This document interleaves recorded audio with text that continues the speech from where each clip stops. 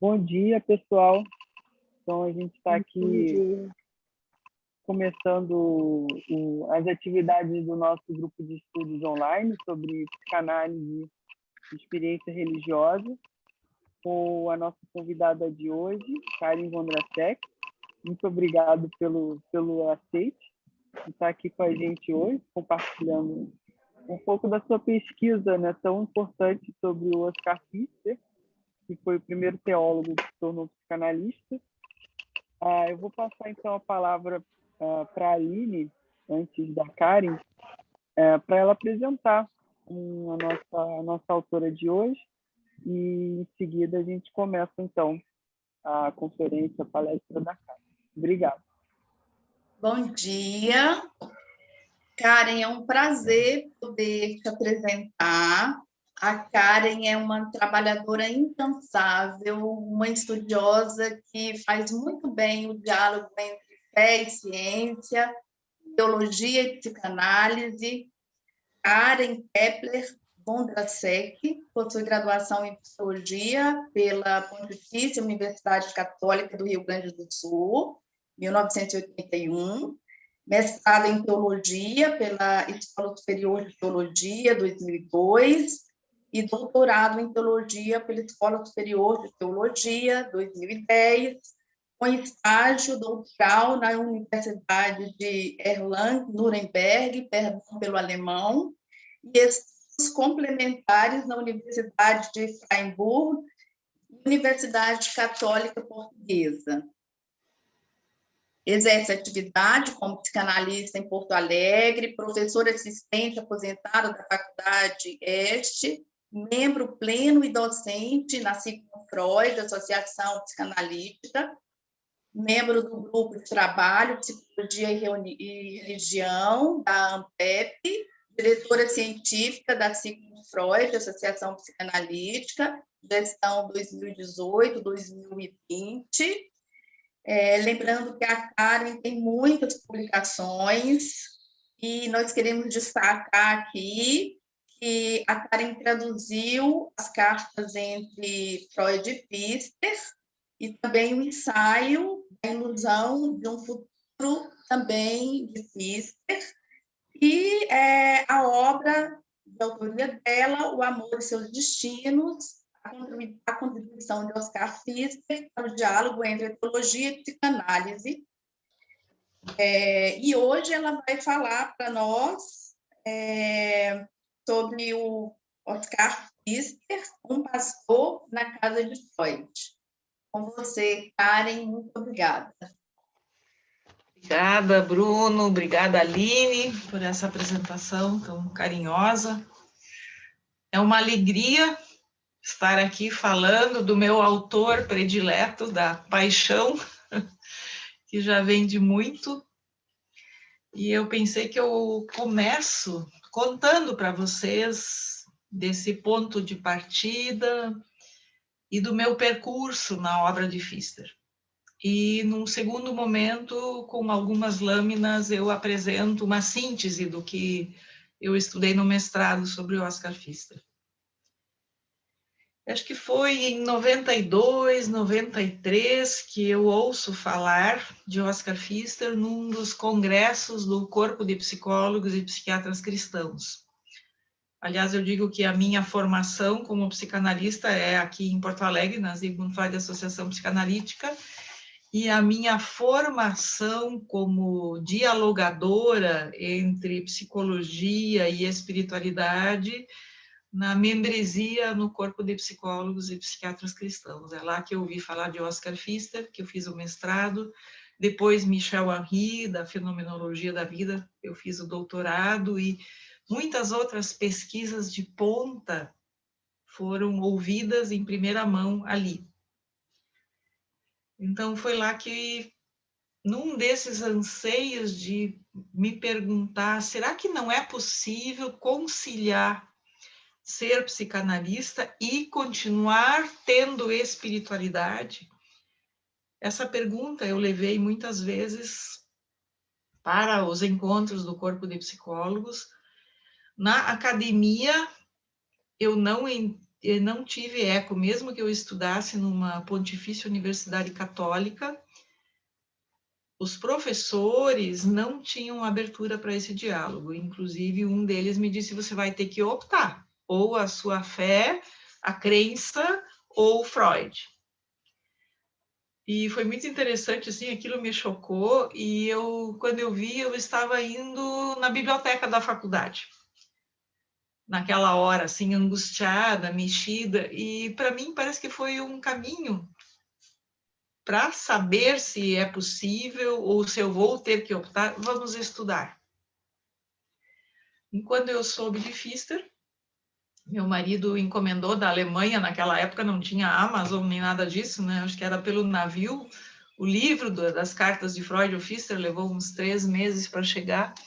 E eu comecei a me encantar com aquele discurso, com aquela correspondência, e vendo que ali na intimidade das cartas, a atitude de Freud era muito mais aberta do que a psicanálise oficial, inclusive os textos oficiais dele.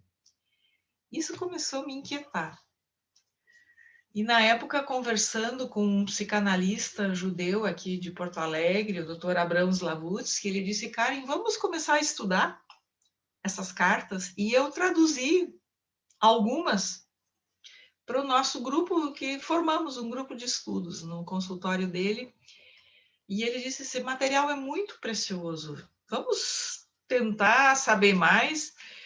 E aí eu me organizei junto com Dietmar Junge, que era um pastor nascido na Alemanha, que tinha então aquele alemão clássico que me faltava como imigrante, né? O alemão foi a minha língua materna, mas criada no Brasil, eu não desenvolvi o alemão com todas as nuances que precisava para fazer essa tradução. Então, Dietmar Junge e eu nos reuníamos todas as semanas e traduzimos as cartas.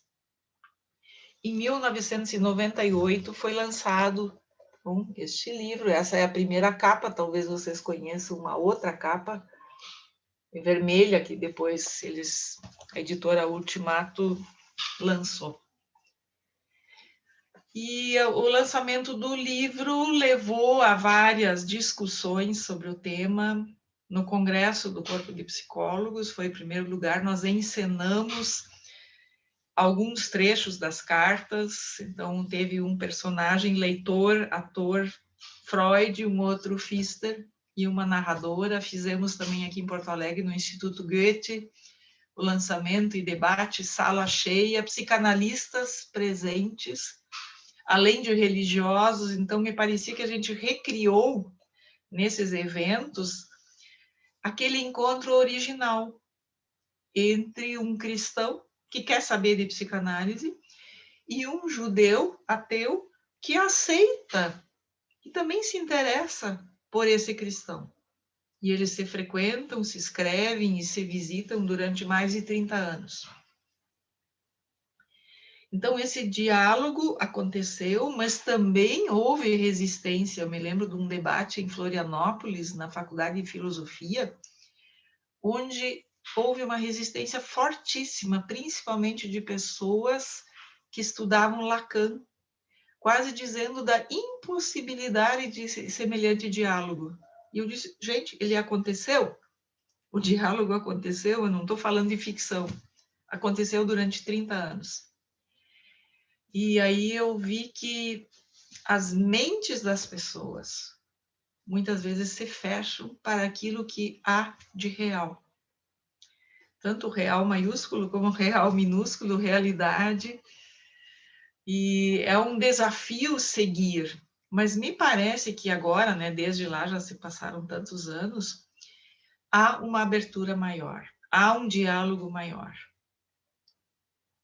Me parece que o paradigma que havia nessa psicanálise mais endurecida, um paradigma materialista, iluminista, com os outros contribuições, né, filosóficas do século XX, da negação de Deus, uma leitura de Nietzsche, onde me parece que se escolhe trechos, né? Eu não sou filósofa, não poderia discutir mais do que isso, mas o que eu entendo é que as pessoas leem aquilo que elas querem. Claro que eu também corro esse risco, mas em todo caso, o meu objetivo foi trazer à tona algo que aconteceu, algo que se deu. E cada um, então, quem tem ouvidos para ouvir, né? Já diz o Evangelho, ouça. E nesse tempo encontramos muitos ouvidos favoráveis. Muitas pessoas se interessando por esse diálogo, por aquilo que houve ali. E aí a doutora Abrams Labucci disse, Karen, por que você não organiza um livro em torno do ensaio A Ilusão de um Futuro, com psicanalistas e teólogos escrevendo sobre essa temática? E inspirada nesse encorajamento dele, a gente organizou esse livro aqui, que se chamou O Futuro e a Ilusão, um embate com Freud sobre psicanálise e religião, né? Embate é um termo utilizado por Pfister. Ele, claro que colocou um cordial embate, algo assim. Esse livro saiu em 2003 pela editora Ultimato, e novamente discussões, entrevistas de televisão, de rádio, pessoas interessadas, e vendo que há uma receptividade maior do que se imagina, há uma necessidade maior, e se vocês pensam na década 2000, o fenômeno religioso ainda não estava tão presente no dia a dia como agora, mas já estava começando a surgir. Inclusive, o que se considerava era que havia um recalque do religioso. E quando esse recalque é furado, a religiosidade aparece das formas mais bizarras, por vezes. E muito disso nós temos visto. Formas mágicas, né, até psicopáticas, neuróticas. Neuróticas já apareciam no tempo de Freud. E uma das questões que Pfister levantou a Freud é justamente essa, que Freud, na sua clínica, encontrou pessoas neuróticas professando fé religiosa. Então, uma fé distorcida. Mas ele teve pouco contato com pessoas saudáveis professando fé religiosa. Inclusive, alguns teóricos que estudaram a relação Freud-Pfister dizem que Pfister foi o único religioso sadio que se aproximou de Freud. E por isso que ele se interessou e viu que ali havia algo diferente daquilo que ele encontrava no seu divã.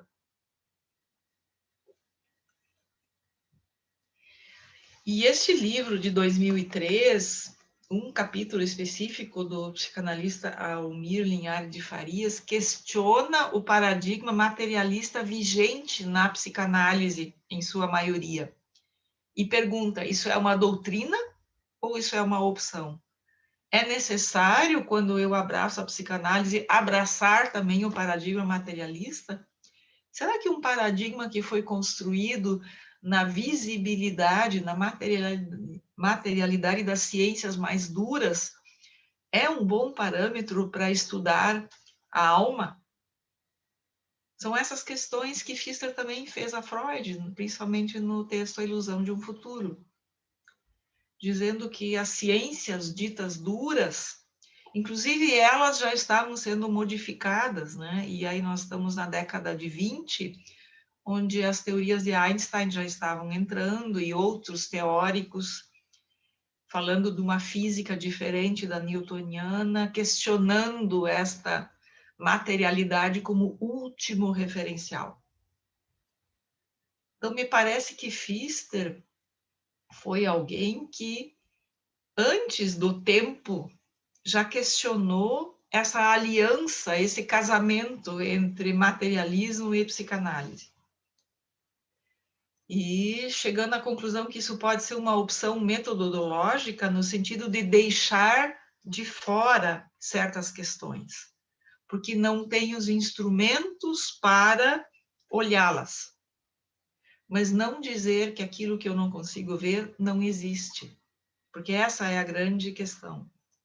Se eu, com meu instrumento, meu telescópio, que alcança uma certa, né, um certo lugar no céu, eu vou dizer que só existe aquilo que o meu telescópio vê, isso é uma redução da realidade.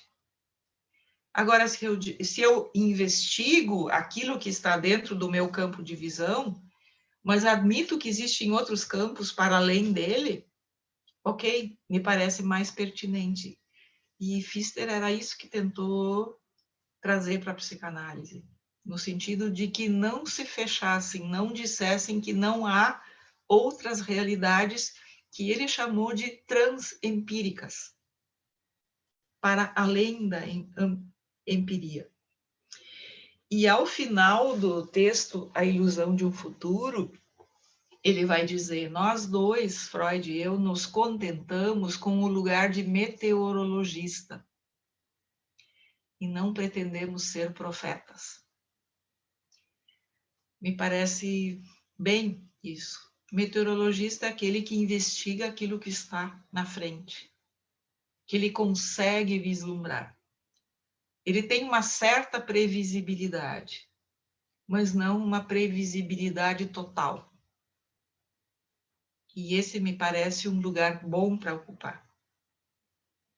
E assim que Pfister disse que sentia que Freud também ocupava. Claro que em alguns momentos Freud vai para além, especialmente o texto A Ilusão de um Futuro, o futuro de uma ilusão, aliás, de Freud, ele se abraça mais com o paradigma cientificista da época. Inclusive, depois, o próprio Freud diz que esse foi o pior livro dele, que ele não gostou desse livro. É como se a psicanálise ali tivesse extrapolado um campo. Depois também eu ouvi falar de Pfister e Freud num livro muito precioso, chamado Hélio Pellegrino a Deus. Um livro lançado em 88 pela Vozes como homenagem ao psicanalista Hélio Pellegrino.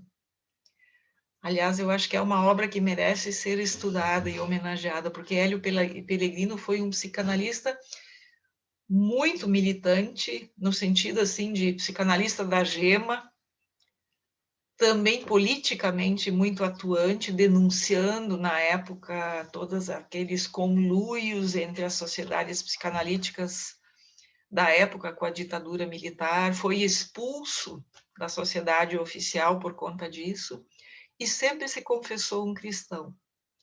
Então, depois da morte dele, fizeram esse livro, onde vários psicanalistas falam do tema psicanálise e religião, e também religiosos falam dessa temática, e de como um psicanalista conseguiu encarnar essa vivência espiritual e, ao mesmo tempo, uma clínica psicanalítica muito respeitada.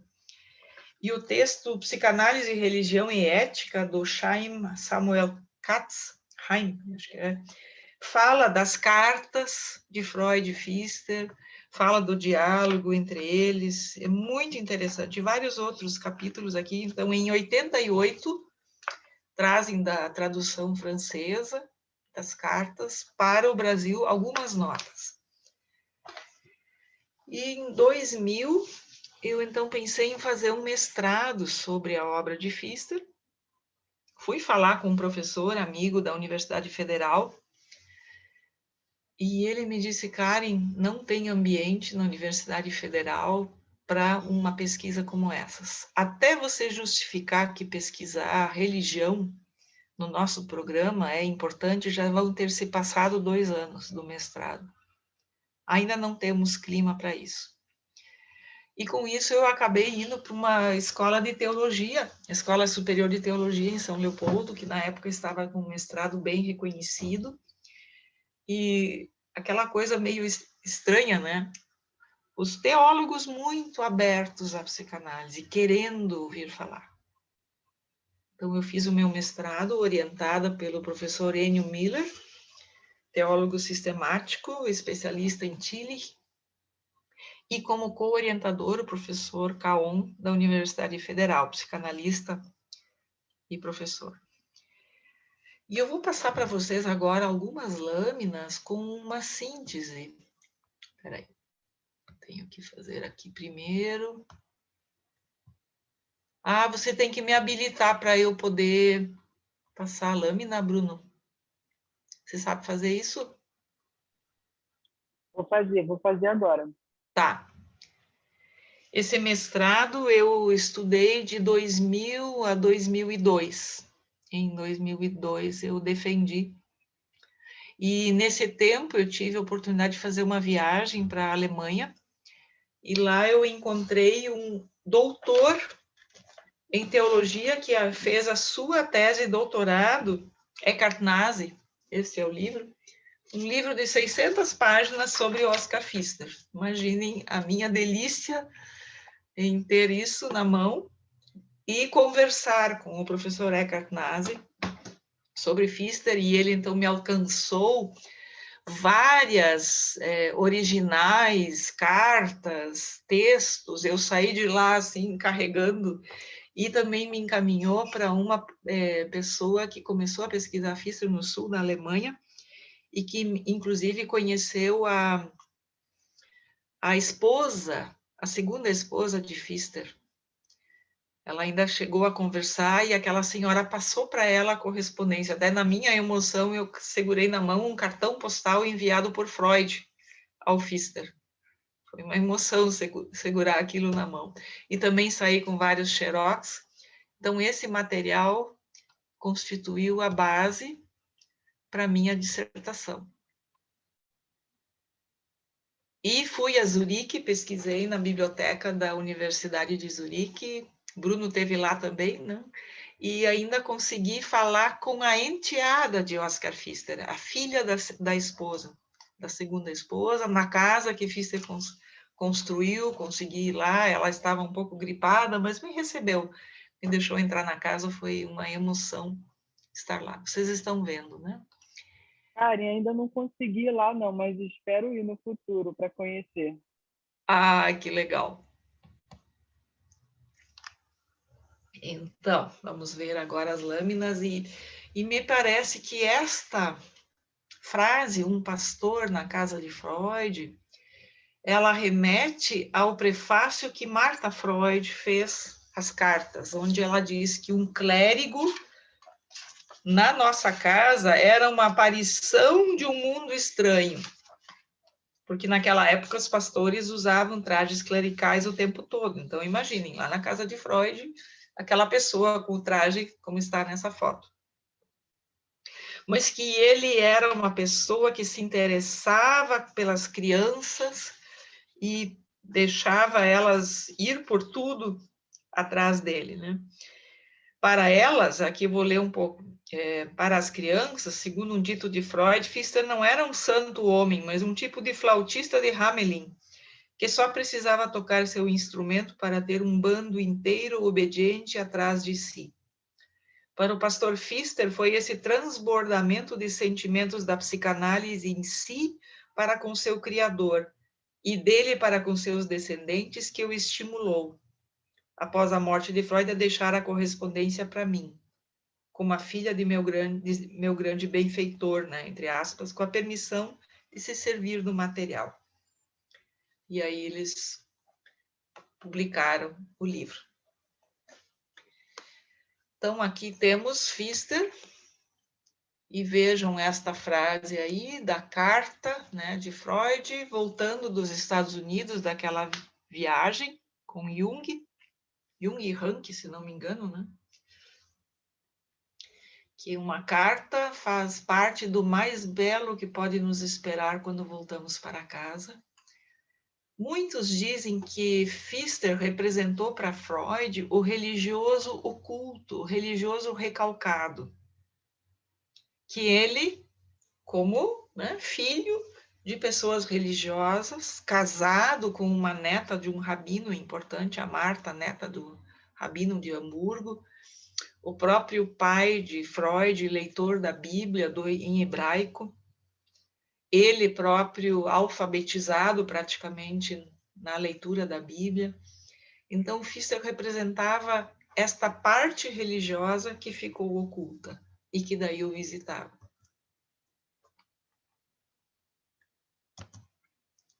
Sim, e por que não quer ir adiante? Agora. Aqui está a capa do meu livro, da minha dissertação.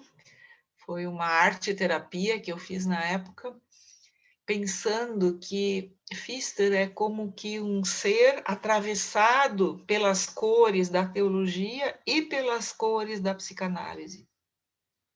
Então, o amarelo como sendo o sublime da teologia, o vermelho como o pulsional da psicanálise, se encontram nele e fazem ele criar. Também temos cores escuras, temos sombras, nem sempre explicitadas, mas elas estão aí. Então, este foi o título da minha dissertação. Ela saiu em livro, está em segunda edição, como O Amor e Seus Destinos. Se alguém se interessar, a editora Grafar, eu posso depois colocar no grupo de vocês o link, vocês podem encomendar ali.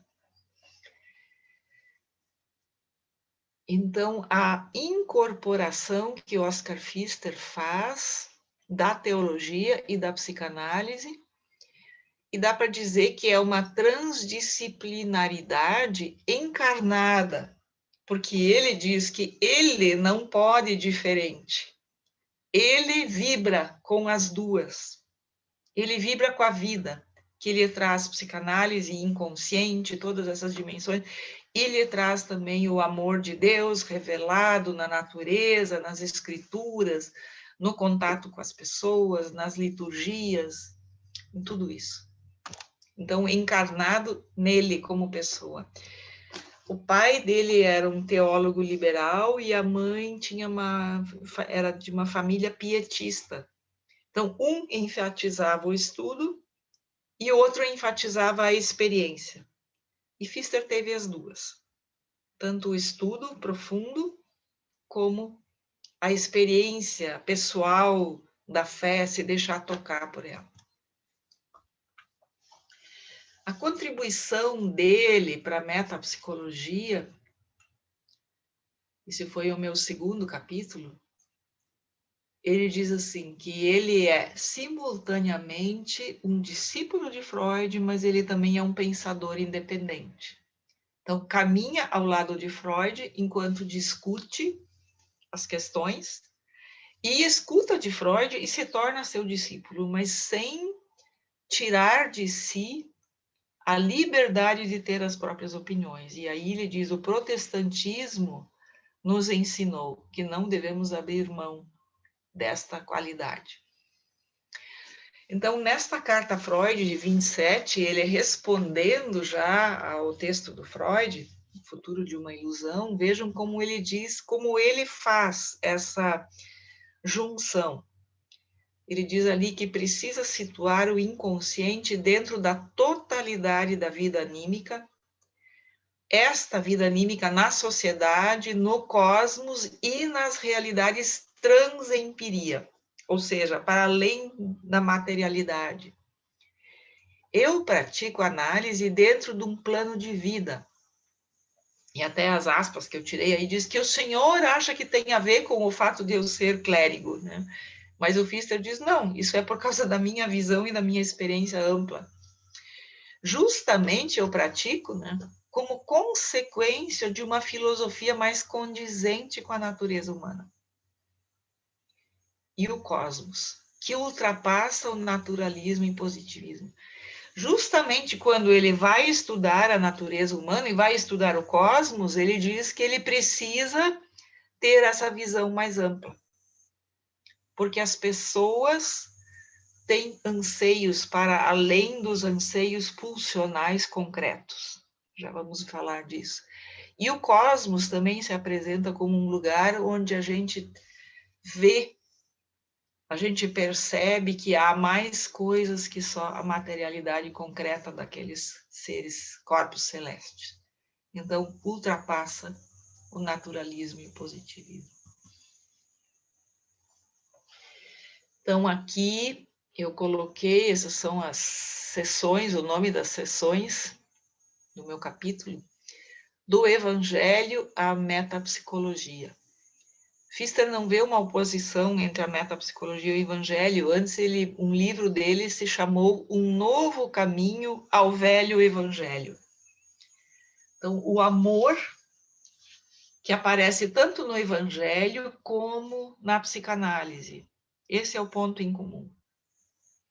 E outro ponto em comum, a raiz da palavra Erlösung, que quer dizer redenção, é a mesma de análise. Então, as duas falam da dissolução do conflito, a dissolução da condenação. E Pfister vai falar que a encarnação se torna o modo de compreender, porque em Jesus Cristo encarnado se une no mais elevado amor a essência divina e a essência humana. O mais elevado ideal do eu e a natureza biológica do isso. Ele toma Jesus Cristo não só como um ser especial, filho de Deus, mas também como um modelo, um paradigma, para compreender como é possível unir as pulsões com a redenção. O que daria para dizer assim, a terra que compõe o ser humano, né? O pó, junto com o sopro divino. Isso está no ser humano, e isso está especialmente no ser humano encarnado, Deus no ser humano, Jesus Cristo. E ele também se baseia no teólogo alemão Schleiermacher, do século XVIII, se não me engano, que falava que é preciso considerar a sexualidade como um dom, como algo que é dádiva, junto com a tríade que vem lá dos gregos, né? Sentimento, pensamento e ação. Então, a minha vida transcorre nessas várias dimensões, da sexualidade, dos meus afetos, dos meus pensamentos e da ação. E com isso, Pfister faz aquilo que Nasi, aquele doutor em Pfister, falou, a constante antropológica. Como Pfister compreende o ser humano? E a partir que ele tem essas várias dimensões, então o tratamento, a abordagem também precisa compreender as várias dimensões. Então, eu tracei essa linha para dizer, né? É preciso, para Pfister, é preciso analisar, e ele equivale isso ao processo de lavrar, arar a terra, mas também no processo de síntese, semear nessa terra. Não só preparar ela, mas também cuidar quais as sementes que vão brotar. Na sequência, é preciso a atividade intelectual analítica, junto com a atividade racional sintética. No processo teórico, investigar, mas também considerar a visão de mundo.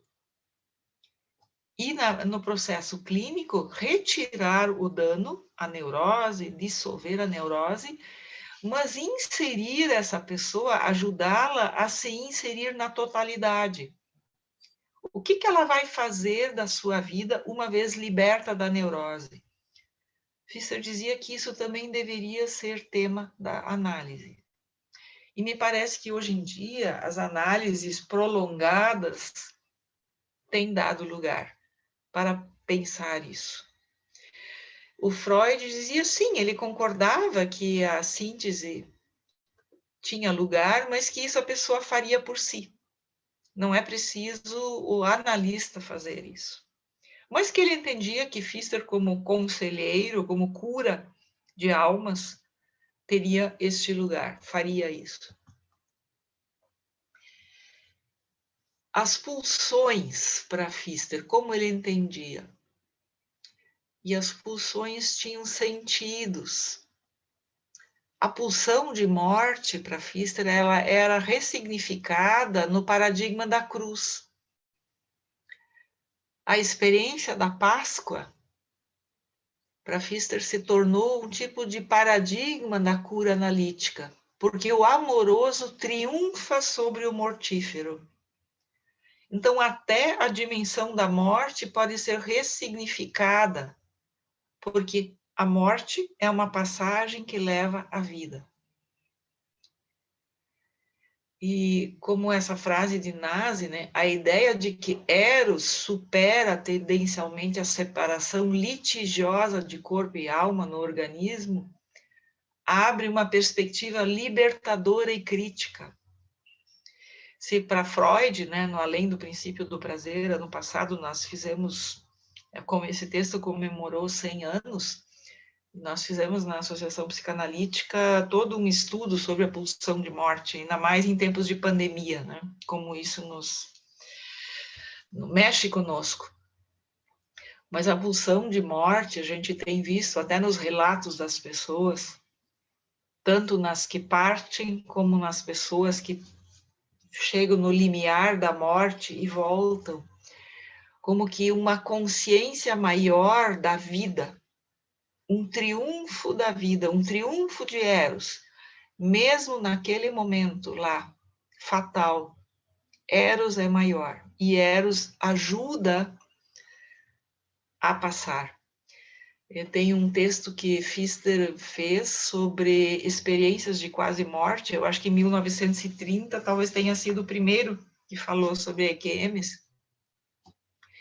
Ele tomou relatos de um investigador das quedas dos alpinistas lá na Suíça, Albert Heim, e entrevistou alpinistas que haviam caído e achado que iriam morrer.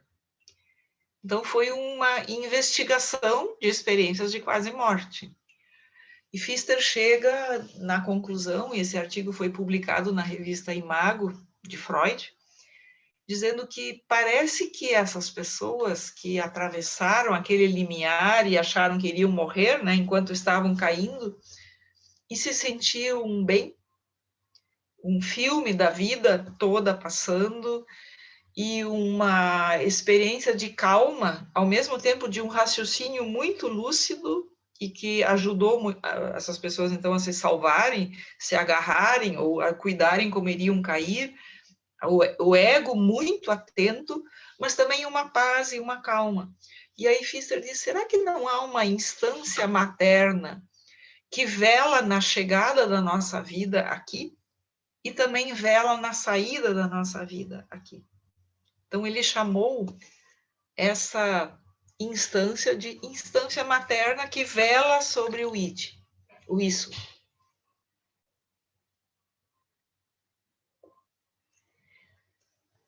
E baseado no Schleiermacher, que falava que nós tínhamos que levar em conta a nossa dimensão de sentimento, Schleiermacher disse isso, que a experiência de fé não pode ser uma experiência fria de dogmas. Ela tem que ser uma experiência, uma vivência. E Pfister toma isso para a clínica. Na clínica, pensamento e sentimento. E daí ele agregou pensamento, sentimento e vontade. E a ética não é um código de trânsito apenas, né? Uma crítica aí a Freud, quando Freud diz, não, as leis são um código para eu estar em sociedade. E Pfister diz, não, a ética está no centro do psiquismo, há um anseio, há uma pulsão para a ética. Além da pulsão sexual, tem uma pulsão para a ética. E Pfister, então, vai dizer, agregar ao conhece-te a ti mesmo, dos gregos, que Freud toma, conhece a vida nas suas conexões profundas e no seu significado mais elevado. Conhecer-se a si também é conhecer o seu anseio dessas conexões profundas e do significado mais elevado. E hoje em dia a gente já tem uma abertura maior para ver o ser humano sujeito com pulsões, com desejos, com desejo de ser conhecido e de saber o sentido mais profundo da vida para além dessa dimensão aqui.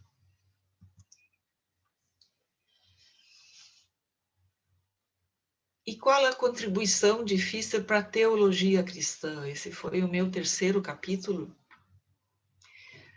E ali Pfister investiga os destinos, as vicissitudes da religião. E eu tomei como base este livro aqui, Cristianismo e Angústia, Christentum und Angst, acho que Bruno já deve ter falado para vocês.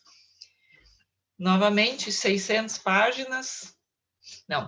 páginas, sobre uma análise da história do cristianismo, onde ele usa a psicanálise como método histórico crítico da história dos indivíduos religiosos, dos grupos religiosos e dos dogmas. A base teórica, a teoria da angústia de Freud, teoria do recalcamento, a psicologia das massas. E com isso, tentar compreender as distorções neuróticas do cristianismo. Então vejam o que ele diz na introdução. Este livro deveria provar que o cristianismo gira unicamente em torno do mandamento do amor a Deus, à humanidade e a si mesmo, e que exige uma concentração na fé amorosa e no amor devoto, ligados à unidade, de acordo com Jesus Cristo. Também exige uma reforma radical do cristianismo, com sua horrenda ênfase no dogma e na eclesiologia ortodoxa. Pfister, então, vai mostrando as distorções que levaram a uma neurotização dos indivíduos, dos grupos e das massas. E ele começa investigando, depois de expor a teoria da angústia baseado em 1 João, o primeiro amor lança fora o medo, lança fora a angústia, e na teoria da angústia de Freud, ele juntou os dois, né? Quando eu compreendo, me deixo iluminar pelo amor, eu já não temo, eu já não me angustio. Mas por que há tanto temor nos dogmas religiosos? Porque houve muita angústia. Então, Pfister vai percorrendo a história do cristianismo, começando no judaísmo, buscando onde a angústia distorceu o amor, onde a angústia deixou de lado os mandamentos amorosos de Deus. E ele toma Jesus como paradigma, tem um capítulo lindíssimo, onde ele vai falar que Jesus nos traz o imperativo do amor. Não mais a instância do castigo, tu deves, mas pela instância do amor, tu podes. Tu podes amar. Tu não precisas te preocupar mais no dever, mas a partir do amor, centralizando a vida no amor, vai haver o critério para fazer coisas ou não fazer. Então vejam, né? Jesus potencializou o amor e a bondade de Deus, que no Primeiro Testamento apareciam ladeados e traços contraditórios, e os transformou na essência de Deus. E ele já numa carta a Freud, em 1930, dizia: nós precisamos tomar o pai do filho pródigo, com sua recepção amorosa, aquele filho carregado de sujeiras, como um paradigma da aceitação incondicional, que também acontece na análise. E depois, novamente, no A Ilusão de um Futuro, ele vai falar, além do pai de Édipo, precisamos do pai do filho pródigo. O pai de Édipo para falar de todo aquele caos pulsional, edípico, de desejos, de ódios, mas também um pai amoroso que cobre tudo isso e recebe em amor. E Jesus se torna o crivo para a avaliação da fé. Inclusive, o meu irmão Karl Kepler e eu estamos dando um curso que chama Terapia e Bíblia, né? Então, para ajudar as pessoas que queiram, que se sentem muito ligadas com dimensões neuróticas, né, leituras neuróticas da Bíblia, para terem esse vislumbre do amor, poderem ultrapassar essa leitura neurotizante. Inclusive, terapeutas que lidam com pessoas religiosas, como então ter ferramentas alicerçadas na leitura terapêutica da Bíblia para lidar com pacientes que vêm cheios de leituras da Bíblia para justificar suas neuroses, né, suas racionalizações. E no início desse curso, a gente sempre pede para as pessoas pensarem em que textos da Bíblia elas tomam como seus prediletos e que textos elas têm dificuldades de ler. E aí citamos Pfister quando ele diz: diga-me o que lês de Jesus e eu te apontarei a saúde da tua fé. Se eu destaco leituras e trechos condenatórios, a saúde da minha fé está muito precária.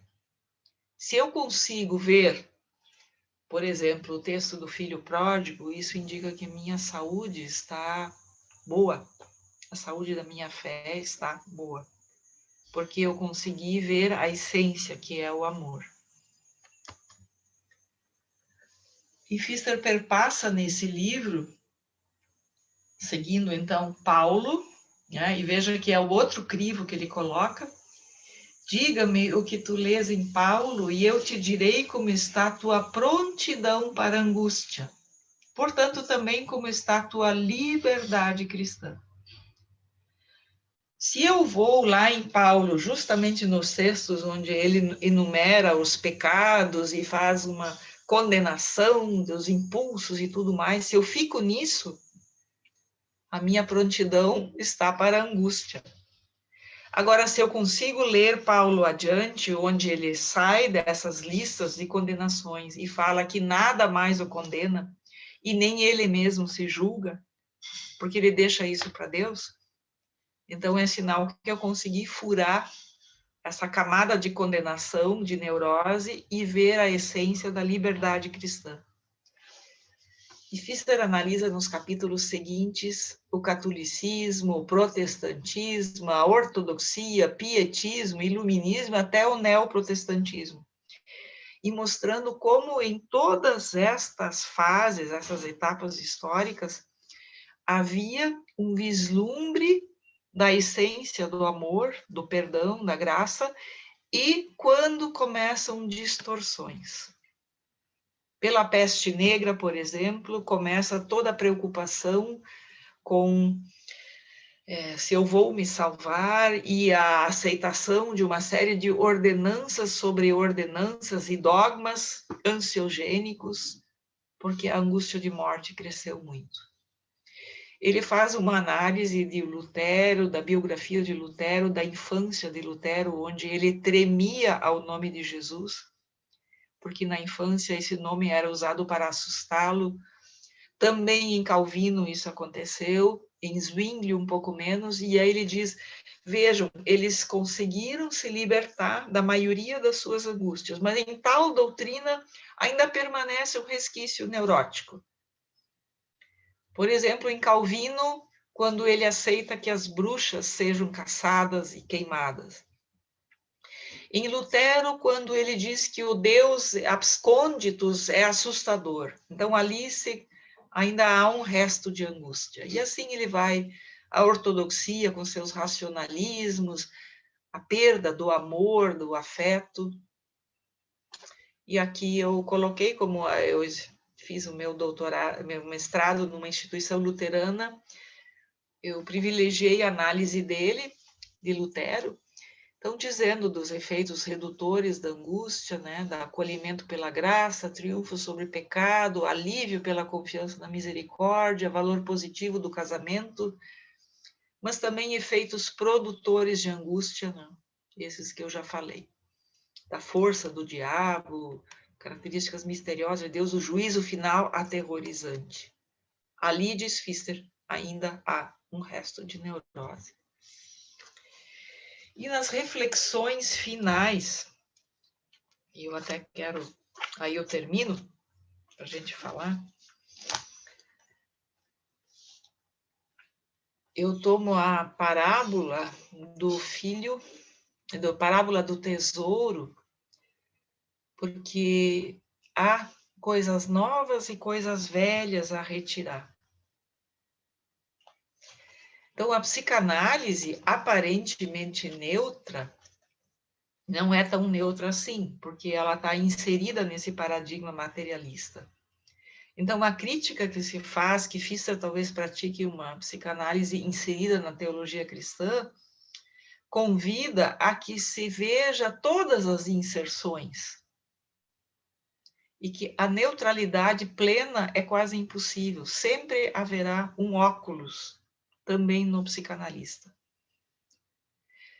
E que Pfister nos convida para um paradigma mais abrangente para a compreensão do religioso. Não só o neurótico. E ele é um precursor disso que a gente poderia chamar do ponto de vista holístico, né? Quando ele fala do ponto de vista orgânico, da análise, da síntese, das pulsões para sexuais e as pulsões para a liberdade, para a ética.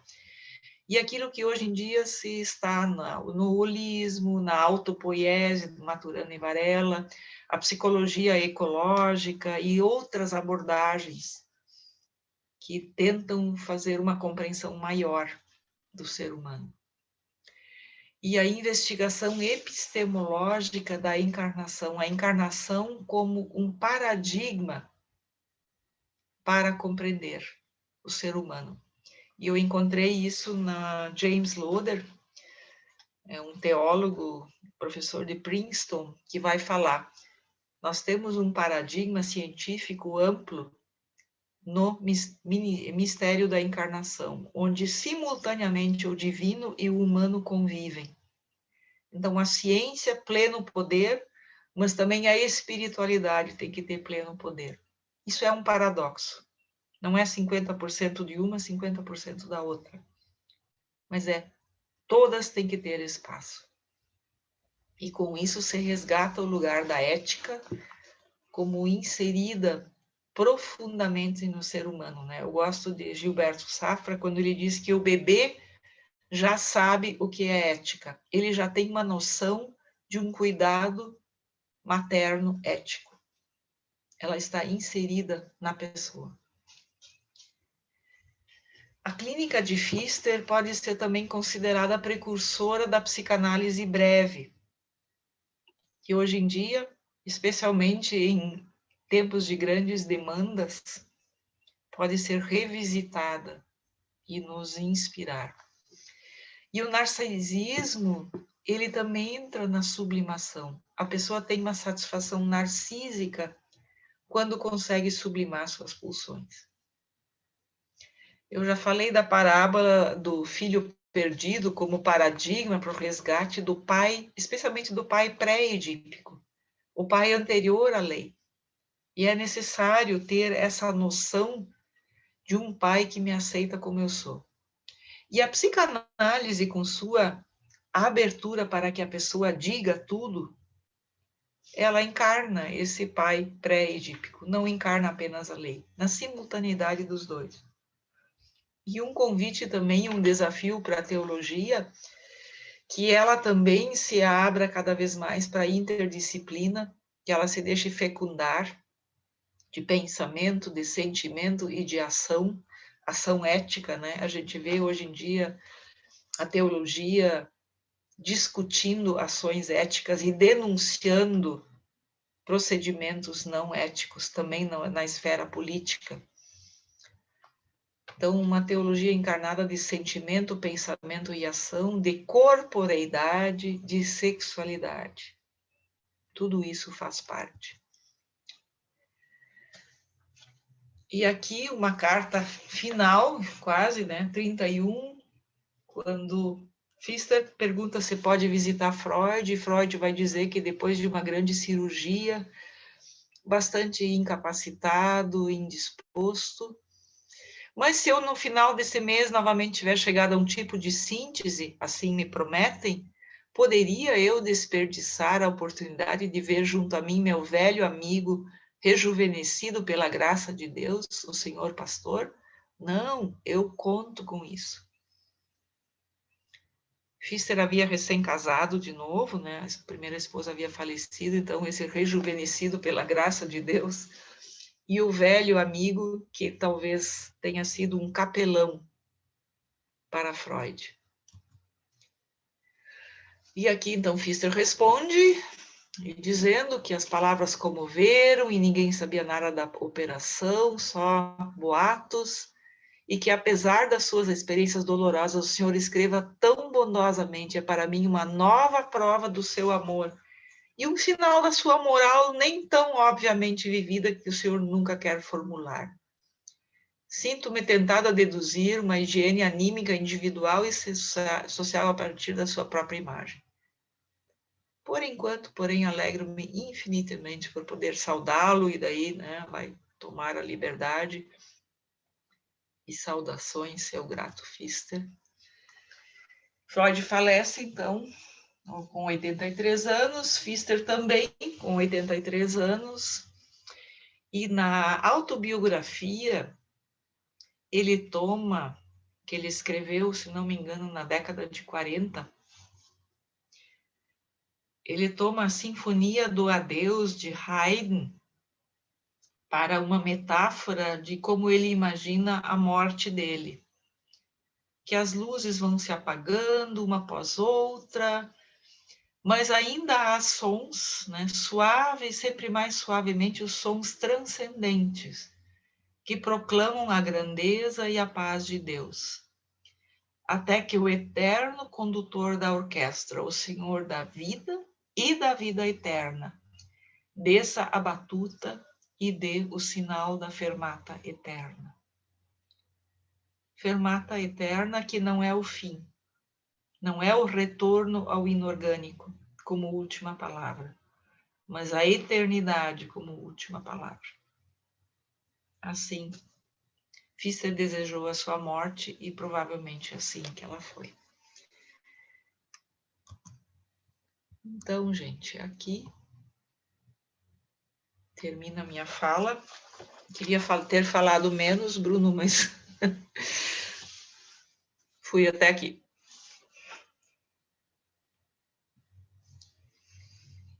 Karen, muito obrigado por esse testemunho, né, em primeira pessoa de como foi o seu conhecimento do Pfister e a toda essa pesquisa, né, fez uma síntese aí da todo esse percurso. Eu acho que a gente se sente aqui pelos comentários no bate-papo muito grato de poder escutar isso, né, diretamente de você. Eu tenho algumas perguntas, mas tenho o hábito de deixar para que as pessoas que estão participando perguntem primeiro.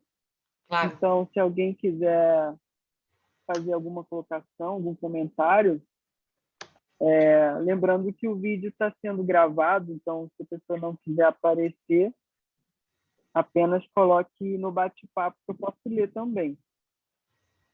Tá bom? Então, está aberto aí para quem quiser comentar ou perguntar. Karen, eu queria fazer uma pergunta, Aline, aqui. Você falou que tinham sido já publicadas, anteriormente à sua tradução, algumas cartas nesse livro do Hélio Pellegrino, é isso? Isso. Uhum. Excertos de cartas para o diálogo, né, os textos que os autores colocaram. Sim. Francês, né? A sua tradução foi do alemão. Do alemão, isso. Uhum. Do original. Uhum. Sim. Obrigada.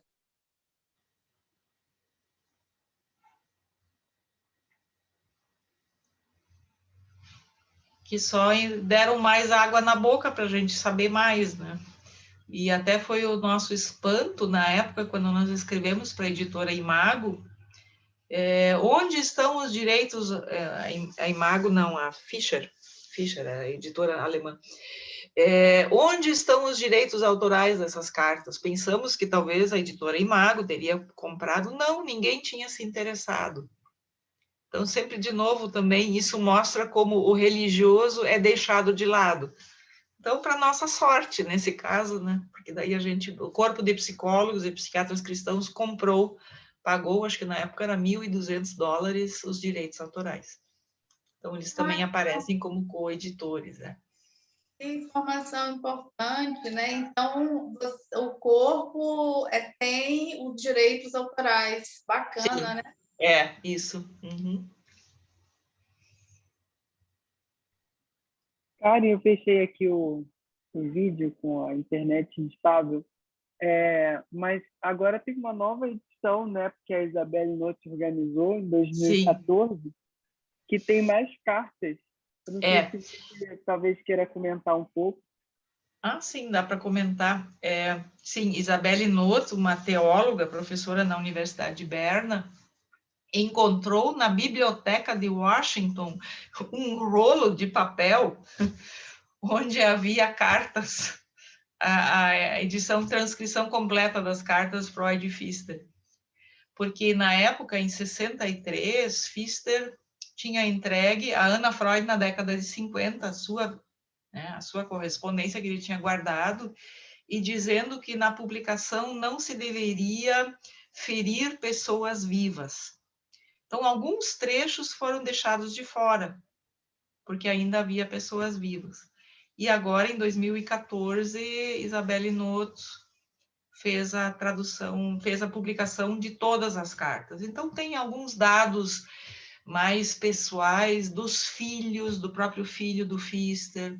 Tem algumas brigas das sociedades psicanalíticas, a sociedade suíça que queria excluir as pessoas não médicas, né? No caso, até o próprio Pfister deveria sair, e Freud, então, disse não. E aí ele escreveu a questão da análise leiga, até para fundamentar um pouco que analista é aquele que se analisou e estudou psicanálise, não quem fez um curso de medicina, né? Então, com isso, barrou aquela pretensão da sociedade suíça e outras também por aí. Então, essas cartas com detalhes pessoais, detalhes de pacientes também, que eles se trocaram, uma senhora que se tratou com Freud, depois se mudou para Zanuck, se tratou com Pfister, então, essas discussões. Então, umas cartas bem interessantes. Uma época eu tentei ver os direitos autorais, mas aí também vi que não seria tão fácil assim, e não sei, talvez eu volte a pensar nisso daqui a um tempo. Vamos ver.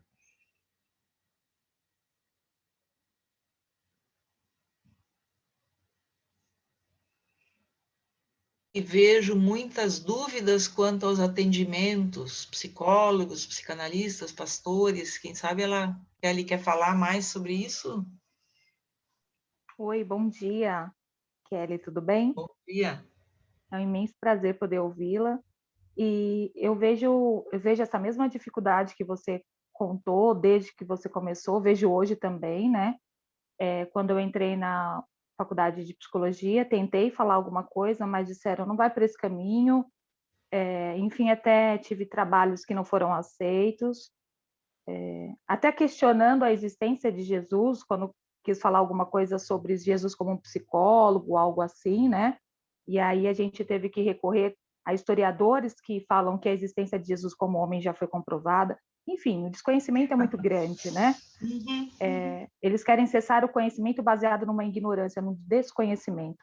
Mas também vejo na prática muita dificuldade, principalmente hoje em dia, de atendimento de psicólogos, psicanalistas e também de pastores, quando no aconselhamento pastoral, essa interligação, essa talvez tão difícil transdisciplinaridade, né? O desconhecimento, cada um levando para o seu lado e cada vez fragmentando o ser humano mais e mais, né? Então essa é a grande dificuldade e assim é bem complexo mesmo, um caminho difícil a trilhar, né? Pois é, Kelly, infelizmente depende muito da abertura do professor ou de uma instituição, né? Porque o contrato, que tipo de professores, que valores aquela instituição. Então, ainda tem instituições que acham que científico é barrar certas abordagens ou barrar certas áreas do conhecimento. quando a gente já vê, felizmente, que há outras que se abrem, né? Hoje em dia, justamente o grupo de trabalho que a gente tem de psicologia e senso religioso da ANPEP mostra que a religiosidade, a espiritualidade, ela está aí, o ser humano é permeado por ela, alguns na forma de negação. Então, infelizmente, às vezes nós temos professores catedráticos que usam o mecanismo de negação, dizer, isso não existe, mas isso é até baseado na psicanálise, a gente pode dizer, é uma forma de crença, a crença na não existência. Em outros lugares já há uma permeabilidade, um diálogo. Eu fico muito feliz, eu estou vendo aqui a Érica, que na USP, vários professores têm abertura, né? O professor Geraldo José de Paiva, que foi o precursor, iniciador da psicologia da religião, então, teses e mais teses sobre essa temática. O professor Gilberto Safra, que fez um diálogo através da obra do Winnicott. Winnicott é um analista muito aberto ao religioso, e os winnicottianos têm menos dificuldade. Lacan também, depende por onde você pega, tem uma abertura, né? Lacan parece que tem, assim, 2 vias, aí o Bruno sabe falar mais que eu. Em relação a Jesus como analista ou como psicólogo, Françoise Dolto tem 2 livros sobre o Evangelho à luz da psicanálise, riquíssimos, mostrando a riqueza das narrativas do Evangelho para mostrar o desejo humano, o inconsciente humano, né? Então, a gente se deleita. Marie Balmary é uma psicanalista francesa que há 40 anos estuda a Bíblia e tem em francês publicado, acho que uma dezena de livros, principalmente sobre Gênesis e as famílias e o inconsciente dentro daquelas narrativas lá do início. Então, sempre encontramos pessoas com preconceito. Felizmente, isso já não é o total, né? E aí a gente tem que buscar em outros caminhos. Eu acho que, assim, as barreiras que eu vivi na minha faculdade me levaram, que nem eu disse, assim, à biblioteca, mas há várias bibliotecas, há vários autores. Então, deu para fazer um caminho. Karen, me lembrei agora da família do Pfister, que teria negado, você menciona algo a respeito disso, eu acho, no seu livro, o acesso à biblioteca do pai, e justamente esse interesse pela teologia liberal que ele teve, né? Apesar dessa inicial resistência da família em permitir o acesso dele, né? E alguém colocou uma pergunta parecida relacionada a esse tema da teologia liberal, o Davidson Baraúna. Bom dia, a professora pode comentar a influência de Friedrich Schleiermacher e do liberalismo teológico alemão sobre o pensamento do pastor Pfister? Ele teve influência de Adolf von Harnack? Pergunta, né? E aí eu vou, só para te dar a palavra, nas últimas semanas eu fiz uma pesquisa sobre a teologia liberal e o pietismo nos dicionários teológicos, para entender um pouco melhor o que a gente pode pensar ali, né, de influência no Pfister. E o que você apresenta aqui como essa herança materna e paterna, aliado a essa pesquisa que eu fiz sobre esses 2 movimentos, me fez ver claramente essa mescla muito curiosa, né, que ele faz entre a devoção e o intelectual, e a vida intelectual, né? Sim, eu acho que até... então, tem a herança do pai liberal. Quando o pai faleceu quando o Pfister tinha 4 anos, era uma criança. Então, tentaram ocultar, disseram que ele não tem acesso à biblioteca do pai para não se perder, né? Para os pietistas, os liberais já não eram cristãos, já tinham se desviado, porque não tinham a experiência de conversão.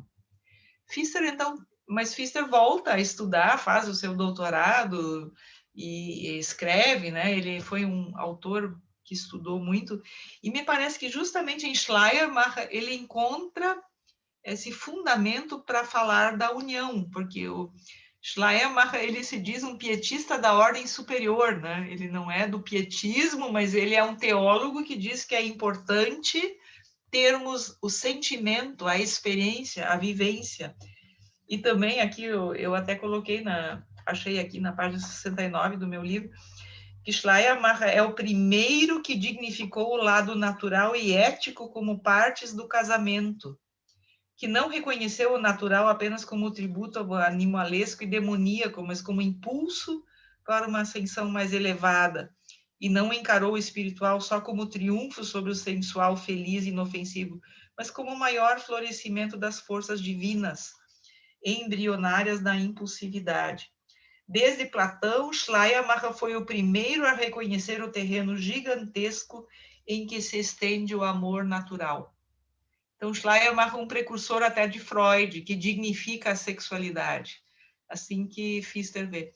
Sobre Harnack, eu não saberia dizer, não me lembro de citações da influência do Harnack, né? Porque ele teve mais influências do Zwinglio, que também já falava da teologia reformada, que falava do amor como base. O que seria isso? Então, o próprio Schleiermacher já tinha também influência pietista e liberal. Sim, daria para dizer. Uhum. Eu não sei, eu acho que ele historicamente seria um precursor do liberalismo, né, no século XVIII, não sei. Sim, entendi. Mas ele fala dessa necessidade do juntar, né? O pietismo, sim, já havia naquela época, ele diz, eu sou o pietismo de ordem superior, eu me considero um pietista porque eu valorizo a experiência, mas junto com o pensamento, o raciocínio, a liberdade de pensar. Acho que agora ficou mais claro. Uma outra coisa que eu queria comentar aqui, que você apresentou sobre o filho, mencionou a questão do filho pródigo, né? Uhum. E eu encontrei um livro do Máximo Recalcati, que, aliás, é um autor que podia ser mais traduzido também. A gente só tem, que eu tenha conhecimento de livro dele sobre esse tema, Não é Mais Como Antes, Elogio do Perdão na Vida Amorosa. O que ele menciona ali é um livro muito interessante, onde ele pensa a questão do perdão na contemporaneidade como como que eu vou dizer? Ele coloca a questão de que hoje em dia se tende a trocar muito facilmente e se recusa o perdão. Eu acho que um dia a gente podia estudar no grupo de estudos desse livro, porque realmente é uma abordagem muito, muito interessante de um psicanalista, onde ele menciona a passagem de Jesus e a mulher adúltera. Ah, que lindo. Esse autor, o Recalcati, tem um livro chamado, se eu não me engano, Um Filho Reencontrado, de Édipo ao filho reencontrado, filho pródigo, né? Olha só. E ele tem uma ideia muito interessante, muito interessante do filho como uma poesia. E aí tem vídeos dele na internet enfim, o material dele está muito em italiano, então não chegou ainda muito aqui no Brasil, né?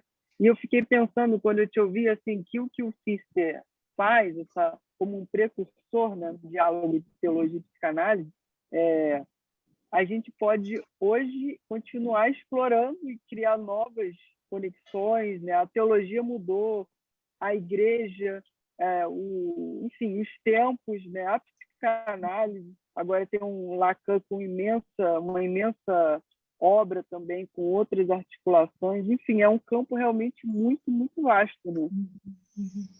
E até porque o fenômeno religioso, ele saiu da berlinda e ele está presente em tudo. Nós precisamos de recursos para compreender o que está acontecendo, porque também há muitas distorções. Talvez nem tanto do campo do recalcado, da neurose, acho que é mais do narcisismo, hoje em dia, né? Uma religiosidade narcísica. E como precisamos desse diálogo para entender essa sintomatologia, essa manipulação, por vezes, né? Tudo isso essa angústia agora, né, pensando em termos de pandemia, essa angústia perante a morte e como isso também suscita formas distorcidas, formas negacionistas e tudo de religiosidade. E precisamos falar usando todas as ferramentas, né? Exatamente. Aí está um novo desafio também para pesquisa em psicanálise e religião, né? Uhum. Aqui tem pessoas agradecendo, se despedindo, que tiveram que sair, né? Agradeço sua intensa presença, disse aqui o Márcio. E a Jussara perguntou sobre o link que você mencionou desse livro. Eu não sabia, ele foi reeditado, é isso? Porque o outro esgotou, né? O publicado pela Est. Qual é o link de quê? Desculpa, o livro O Amor e Seus Destinos. Ele foi reeditado. Ele não está à venda na Sinodal, na Este, mas está numa outra editora. Eu coloquei lá, Editora Grafar. Eu vou colocar aqui no chat. Tá. Tá? Isso, então quem quiser, é bom saber, porque eu pensei que só tinha publicado pela Est. Não, Então foi reeditado. foi reeditado, ainda com Sinodal segunda edição, né? E agora eu consegui um lugar que me comercialize essa edição. Eu fiz meio por conta, né? Então tá lá na Editora Grafar. Eles atendem bem online, é só procurar contato, eles mandam. Bom saber. Então, enquanto alguém se manifesta aqui, se quer fazer alguma última pergunta, algum comentário, eu queria ainda trazer a questão do contexto em que o Cristianismo em Angústia foi escrito, justamente aí no meio da Segunda Guerra Mundial. E, se eu não me engano, o Pfister menciona isso no final assim, do livro. Em algum momento ele menciona esse contexto e ele também fala de que a história do cristianismo, por vezes, é a história do não-cristianismo e até do anticristianismo. Não só entre indivíduos, mas algumas vezes nações inteiras estiveram envolvidas. Sim. E me dá a impressão de que ele está fazendo não só uma abordagem histórica, mas também o seu próprio momento histórico, né, em que aquele texto estava sendo escrito. Eu não sei se você tem alguma opinião sobre essa questão do contexto, né, em que o livro foi. Eu acho bem legal que você está mencionando isso, porque quando ele vai, né, a Suíça foi um país que se declarou neutro durante a guerra. Então, Pfister aproveita esse momento neutro para mergulhar na história do cristianismo com essa lente psicanalítica e tenta ver com a psicologia das massas de Freud os movimentos que distorcem, que deturpam. E justamente ao lado da Suíça, na Alemanha, está havendo um fenômeno de massa, né?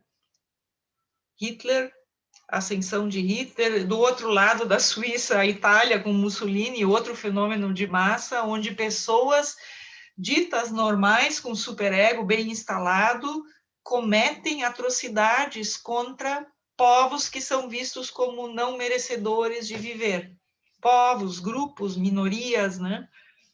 Então, Pfister vai dizendo essa deturpação, inclusive as igrejas oficiais também aceitando esse cabresto nazista, né? A suástica dentro da igreja e Bonhoeffer, né, um pastor que se insurgiu contra isso e foi preso e morto depois, né? E aí Pfister vai falar no meio do livro que há uma possibilidade de um grupo não ser massificado. E ele fala de que há um grupo que poderia ser uma liga comunitária, onde cada um mantém a sua autonomia, o seu pensamento próprio, reconhecem que há líderes, mas o líder já não é idealizado como aquele que vai me oferecer o amparo e todas as respostas, mas o líder é alguém que está à nossa frente e nos ajuda a seguir. Mas eu mantenho a minha ideia, a minha opinião, eu não entrego o meu ego, o meu psiquismo para ser dominado. E ele diz que grupos maduros conseguem isso. E conseguem avançar, então, para além da massificação. E eu penso que ele está falando Acho que na Suíça havia toda uma ênfase, né? Eles fazem plebiscito para todas as coisas, quase, para muitas coisas, onde cada cidadão diz a sua opinião. Eles têm 4 línguas, então uma diversidade também, e respeitam bastante essa diversidade. Então, talvez a partir dali, ele olhando para o que está acontecendo na Alemanha e na Itália, com a psicologia das massas, dizendo que também os grupos religiosos podem ser diferentes. E hoje em dia, pensei aqui no Brasil, a gente tem, assim, eu vi no Facebook, cristãos contra o fascismo, tem um grupo policiais contra o fascismo, justamente falando dessa possibilidade de abrigar pessoas com pensamento diferente. Eu acho que nós estamos precisando ouvir isso e reler coisas assim, para que o ódio não seja a expressão maior, porque, né, eu gosto da professora Miriam Debie da Rosa, lá da USP, inclusive o último livro dela, Escritas do Ódio, mostrando que o Brasil, com seus radicalismos, está como seu ódio tem direito a ser exercido sobre quem pensa diferente. Então, as redes sociais estimulando isso, inclusive as ações de grupos, né, agressivos, violentos, como se o ódio pode ser legitimado. Eu não preciso mais viver o mal-estar na civilização, onde eu tenho que recalcar o ódio, eu tenho que, no máximo, sublimar ele em palavras. Parece que a vida foi reduzida a ponto de eu poder ter uma liberação do líder, né? Armamentos e, né, ideias radicais, onde o diferente pode ser aniquilado, seja em palavras, seja até em ações. Então, a nossa psicologia das massas, voltando a níveis perigosos de aniquilar o diferente, de um jeito muito imaturo de funcionar.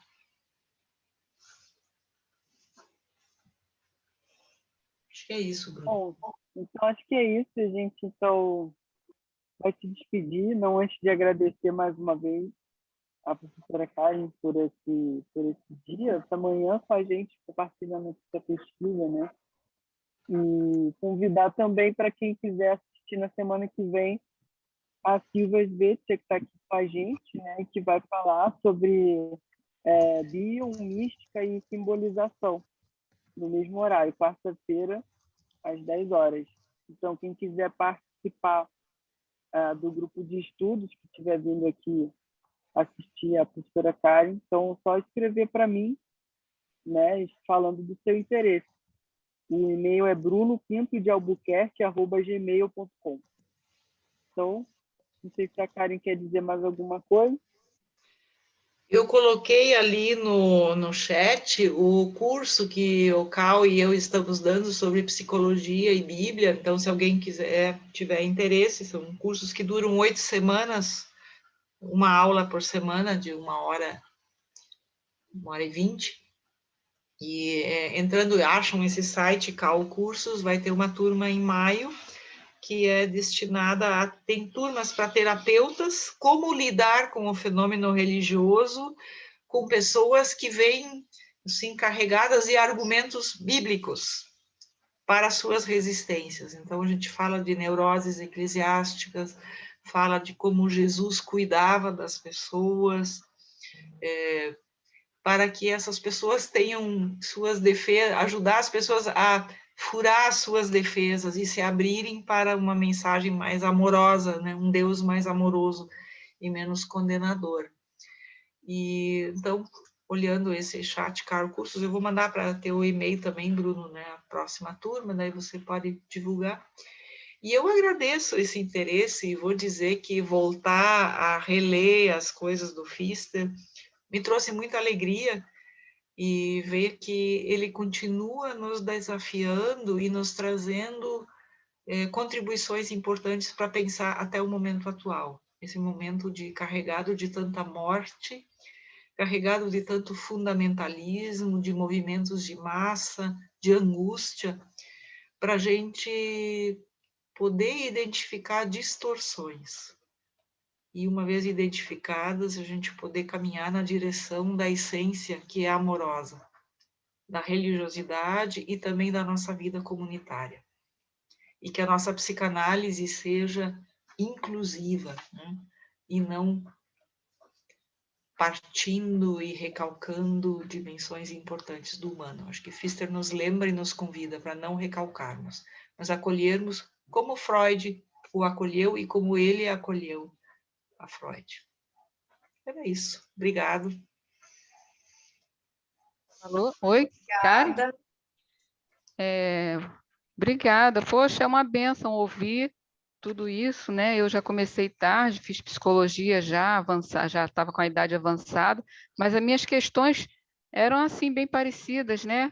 Com as que você explorou, e agora eu ter essa clareza, né, dessas questões, né? Para mim, olha como é maravilhoso, né? Deus mesmo falando comigo, né? Através, né? Ver na parte racional a questão de Édipo e ver a questão amorosa ali do pai, tudo isso aí, olha, muito obrigada mesmo e continue mesmo explorando aí, não para não, porque esse trabalho seu para a sociedade, para a gente, é muito significativo, é muito importante. Acho que os anjos estão fazendo festa no céu.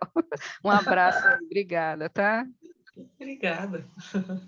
Amém, que assim seja. Bruno, não sei se dá ainda para agradecer um pouquinho.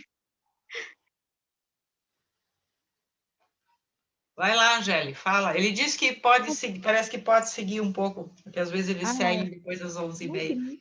Queria agradecer a iniciativa, né, Bruno? Assim, palavras para a Karen, até faltam palavras, porque a Karen é uma pessoa que tão generosa, maravilhosa, que sempre divide conhecimento científico profundo, ela traduz coisas profundas para nós, sempre com esse jeito amoroso, de acolhimento. Então, sempre a minha oração é que a Karen dure 150 anos, mais ou menos, a gente tomando café, aprendendo, por aí.